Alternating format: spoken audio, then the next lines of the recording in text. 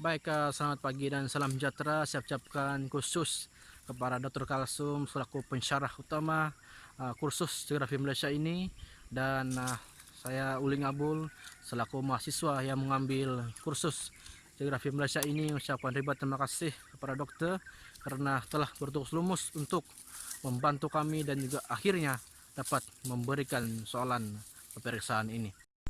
Baik, sekarang ini saya akan berkongsi kepada Anda tentang nama kampung ini, lokasi kampung ini, dan juga bagaimana ciri-ciri fisikal dan juga latar belakang sosial penduduk di kampung ini mempengaruhi aktiviti ekonomi penduduk di kampung ini. Ya.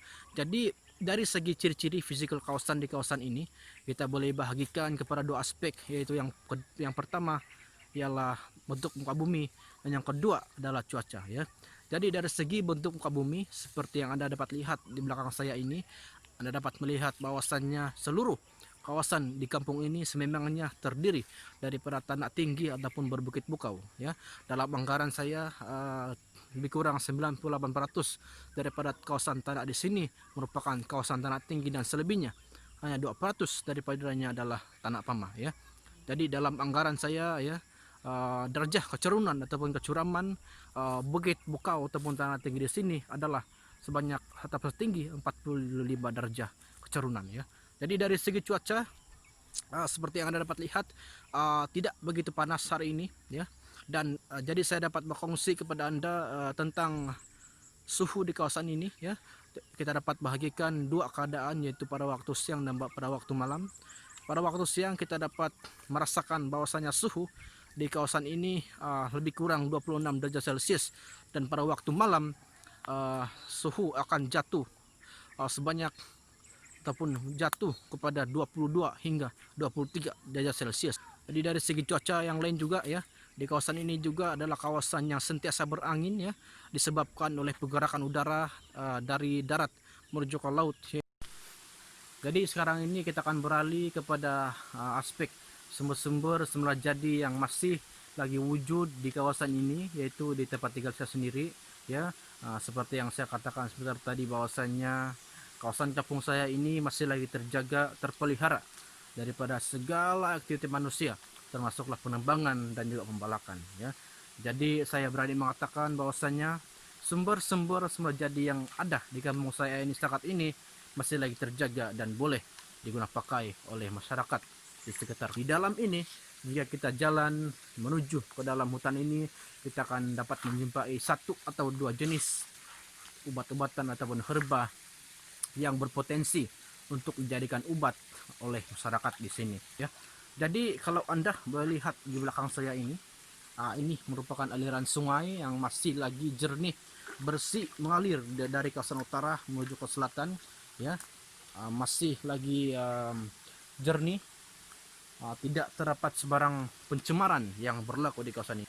Jika kita berkata tentang sungai, sudah pasti habitat sungai ataupun akuatik masih lagi hidup, aktif, berkembang biak di kawasan ini. Dan kita akan dapat lihat banyak kehidupan akuatik seperti ikan, udang, ketam, labi-labi, belut dan sebagainya hidup di kawasan ini ya. Jadi tetapi sekarang agak sukar untuk kita melihat ataupun menangkap hidupan akuatik tersebut, sebab mereka masih bersembunyi di dalam lubang ataupun di sebalik batu ya. Jadi ini adalah satu sumber semula jadi yang saya rasa kita perlu ataupun penduduk kampung perlu jaga, sebab ini merupakan sumber-sumber semula jadi yang sangat berharga, berguna, penting untuk kehidupan manusia di tempat ini ya. Baik, sekarang ini saya akan berkongsi kepada Anda tentang keistimewaan kampung yang saya diami ini ya. Seperti yang saya katakan sebentar tadi, bahwasanya kawasan ini merupakan kawasan yang letaknya di kawasan perbukitan dan ketinggian lebih kurang 1600 meter dari aras laut. Merujuk kepada keadaan tersebut akan turunnya kabus yang tebal di kawasan ini jika hujan berhenti dan suhu sangat sejuk ketika itu ya. Jadi keistimewaan yang kedua yang saya dapat kongsikan adalah kawasan Lampung ini dikelilingi oleh 3 batang sungai yang mengalir dari utara menuju ke selatan ya. Jadi itu satu keistimewaan untuk kampung ini ya, sebab yang berguna untuk sumber air dan juga pelbagai kehidupan air ya. Fisikal yang lain termasuk jenis batuan seperti metamorfosis dan juga endapan adalah gambaran keseluruhan bagi ciri-ciri demografi penduduk kampung ini. Ciri-ciri budaya kita dapat lihat dari segi perkawinan, kelahiran, kematian, dan juga penanaman padi bukit. Antara kegiatan ekonomi termasuklah perikanan, pembinaan, kedai runcit, pengangkutan, kegiatan ekonomi peternakan, dan juga kegiatan pertanian seperti kebun getah dan sebagainya. Segala kegiatan ekonomi yang dijalankan oleh penduduk setempat telah banyak dipengaruhi oleh ciri-ciri fisikal dan juga latar belakang sosial penduduk di kampung ini. Fisikal yang berbukit bukau telah menyebabkan penanaman padi bukit dijalankan secara besar-besaran setiap tahun. Selain itu, penanaman pokok getah juga merupakan kegiatan pertanian utama selain kelapa sawit untuk menjana pendapatan penduduk.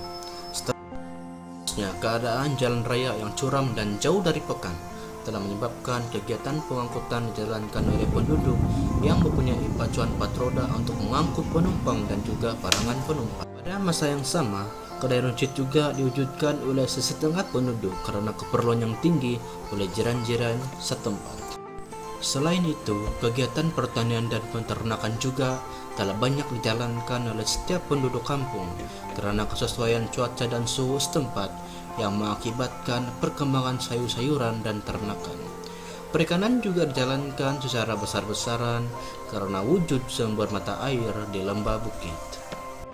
Latar belakang sosial penduduk di kampung ini yang kebanyakannya tidak mempunyai tahap pendidikan yang tinggi telah mendorong mereka ini untuk bekerja sebagai petani, ada yang bekerja sebagai tenaga buruh, ada yang bekerja sebagai penternak, ada yang bekerja sebagai tukang buat rumah, dan ada yang bekerja sebagai penjaga kedai runcit.